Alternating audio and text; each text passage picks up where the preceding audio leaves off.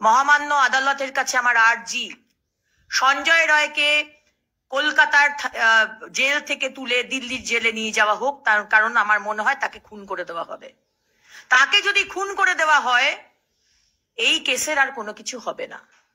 এবং শুধু সঞ্জয় রায় এর মধ্যে ইনভলভ নয়, আমার মতো একজন সাধারণ মানুষ, আমি কোনো আইনজীবী নই, সাধারণ কমন সেন্সে এটা বলে যে প্রতিটা স্তরে যেভাবে গাফিলতি হয়েছে, রাজ্য পুলিশ তথ্য লোপাট করা, 14 ঘন্টা পরে এফআইআর করা, আজকে যে পোস্টমর্টম করেছে ডাক্তার বলছে তার গলায়, এখানে অভয়ার গলাতে ফিঙ্গারপ্রিন্ট ছিল, কিন্তু সঞ্জয় রায় ফিঙ্গারপ্রিন্ট নেওয়া হয়নি।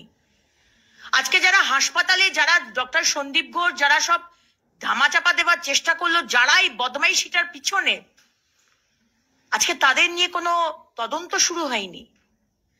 আজকে বাবা মাকে, অভয়ের বাবা মাকে ঘুষ খাইয়ে চুপ করানোর চেষ্টা করা হয়েছে, আমরা সবাই জানি।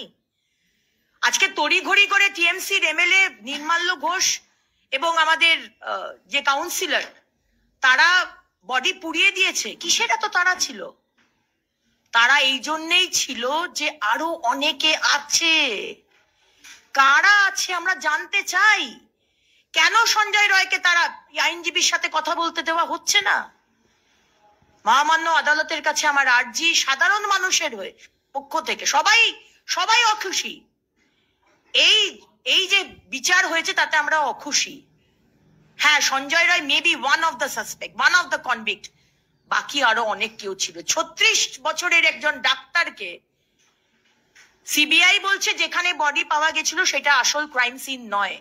তাহলে আপনি বলতে চান যে অন্য কোথাও খুন হয়েছে, খুন করলো, রেপ করলো, কাঁধে করে বডিটাকে নিয়ে এসে অন্য জায়গায় রেখে দিল, কেউ জানতে পারলো না? একটা কলকাতা শহরের ওয়ান অফ দ্য বিগেস্ট হাসপাতাল হতে পারে কোনোদিন, কিভাবে রেপড হয়েছে?